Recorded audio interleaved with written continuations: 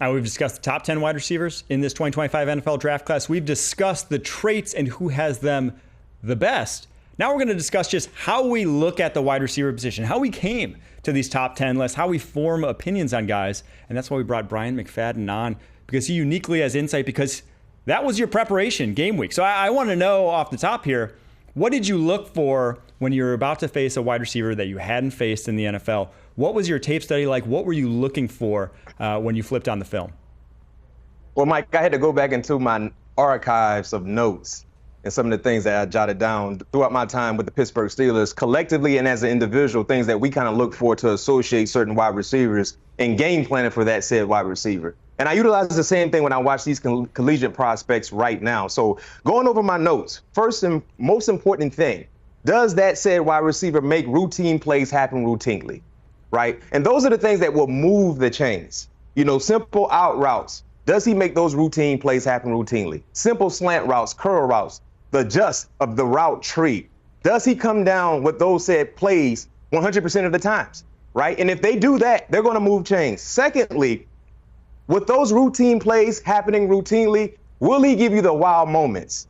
The wow moments like, wow, how did he make that catch? The contested opportunities. Does that said wide receiver come down with those said opportunities? Because those are things that just separate good wide receivers from the great wide receivers. So those are things that I look for in terms of these collegiate prospects that we just highlighted. Majority of them give you that wow factor as well.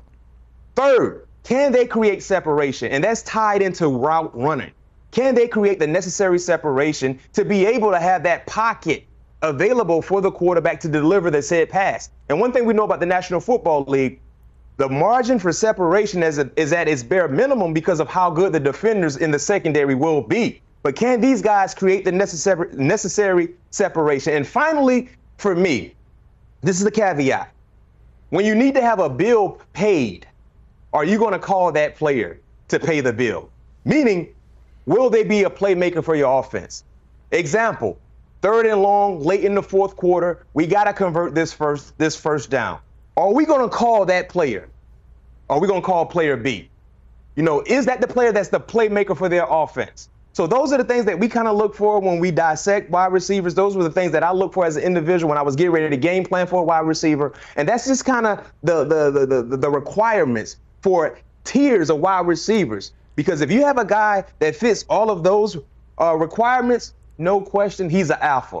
He's a playmaker. He's in that trajectory of being a great one. And the majority of the guys that we talked about that were clearly in your top 10 have the majority of those skill sets. I love that you mentioned the mentality there, because I think that's something that gets lost when we talk about, the physical traits we just talked about, all those things. We didn't mention the way they play the game of football, which I think at receiver specifically matters in a way that doesn't necessarily get talked about. Is a guy going to be the one to initiate contact? Is he going to thrive in those situations? Does he want the football in those situations? Because that matters. When you get to the NFL, you're going to have to play through contact. That is a prerequisite. A lot of times in college, you can get, they don't play a ton of press depending on what conference you play in. You can get protected in some way, shape, or form. You can just be clean running down the football field. That doesn't exist really in the league.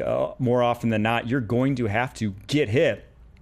And a lot of guys play offense because they don't want to get hit. But it's the ones who want to set the tone that more often than not become the Jamar Chases of the world, become the Justin Jeffersons of the world. You have to be able to handle that. I had in my notes here, to me, when I watch wide receivers, there are 2 physical capabilities that I look for, and then the one mental that we kind of just touched on. But the 2 physical capabilities that I think are the 1 and 2, you got to have them if you're going to be an elite wide receiver, unquestionable. It is burst, not speed. Burst is different from speed. Burst is more like your broad jump, your vertical jump, your standstill explosiveness. That is more important because in the NFL, separation is a blink of an eye. It is, can I get out of my break this split second before the corner can recover? Because the corners all can recover. They all run 4.3s. They're all faster than you. So even if you have speed, it's can you have burst to get away? And then it's body control, wiggle. I write down in my scouting report so often either has wiggle or doesn't have wiggle. And if you don't have wiggle, that's not a good thing when projecting to the NFL, because wiggle is, I'd say it's like a crossover in basketball.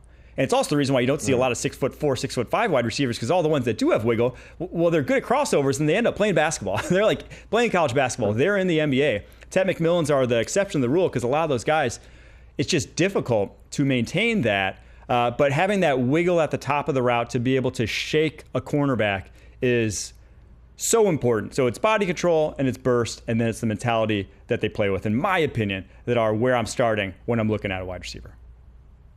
And mentality, to your point, is very, very important, because you got to be a dog out there, especially late in games. Fourth quarter is tough, it's tight. You got to want it. And that's what we saw from last year's draft and the top guys that went. We look at the Malik Neighbors of the world, the Brian Thomas Jr.'s of the world, what they did, Marvin Harrison Jr. Those guys they had that mentality. We saw it on the collegiate side of things, but it transitioned with them in the National Football League.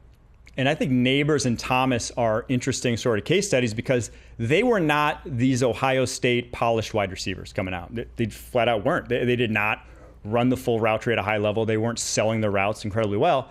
Both went for over 1,000 yards. Or did Malik Neighbors get right up against it just because he got hurt? But both were number one wide receivers from day one. Why?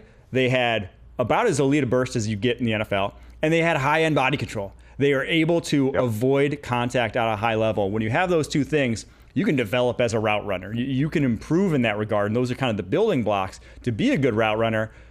But those two things are the unquestionable, in my opinion. All right, B-Mac, really appreciate you breaking down this wide receiver class, giving us your thoughts on how you scout these wide receivers.